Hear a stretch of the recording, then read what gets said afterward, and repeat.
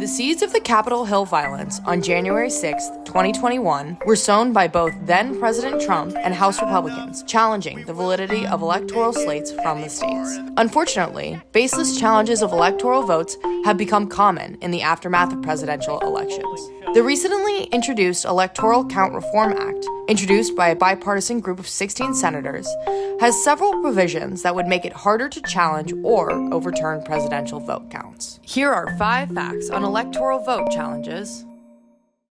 Number 1. The results of the 2004 election faced an electoral count challenge, even though John Kerry lost both the popular and electoral vote and was not contesting the result.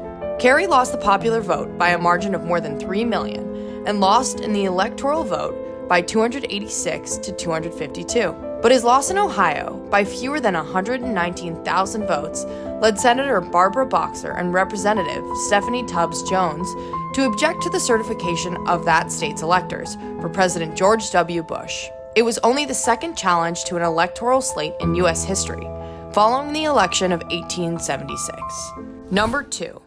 In 2 of the challenged cases, the candidate who won the electoral vote lost the popular vote. In 2000, Vice President Al Gore won the popular vote by a margin of about 544,000, but lost the electoral vote 271 to 267 after the controversial Florida recount.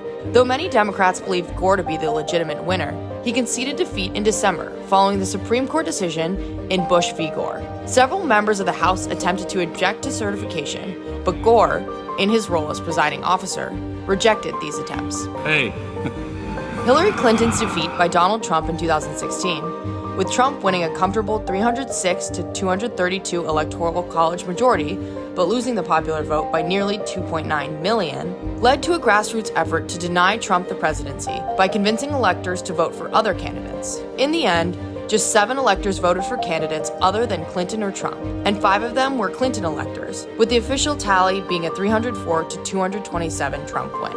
As in 2000, House Democrats tried to challenge, but lacked Senate support. Vice President Joe Biden, presiding, told one representative, "It is over." Number 3. Trump was the only defeated candidate who did not accept the results. Clinton, Gore, and Kerry each accepted their loss before Congress gathered in January to certify the results. The only time a defeated candidate didn't accept the loss was in 2020, when Trump refused to concede to Joe Biden, despite losing the electoral vote 306 to 232 and the popular vote by more than 7 million. In December 2020, Senator Josh Hawley and Representative Mo Brooks announced plans to challenge the electors in at least 5 states. But on January 6, 2021, in part because of the violence of that day, official objections were filed only to the results in Arizona and Pennsylvania.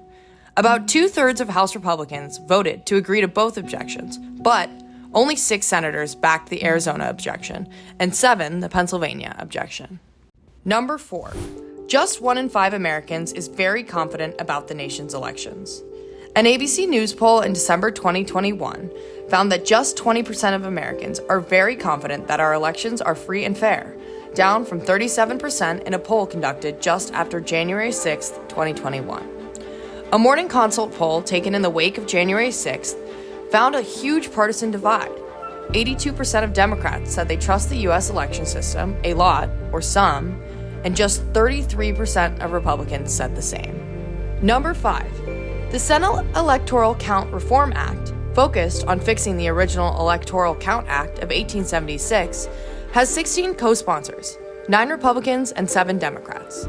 The legislation would make each state's governor exclusively responsible for submitting a slate of electors, provide expedited court review of any claims regarding certification of electors, and clarify the roles of the Vice President in Congress in counting electoral votes, among other components. The chair declares the joint session dissolved. And that's what you need to know about electoral vote challenges.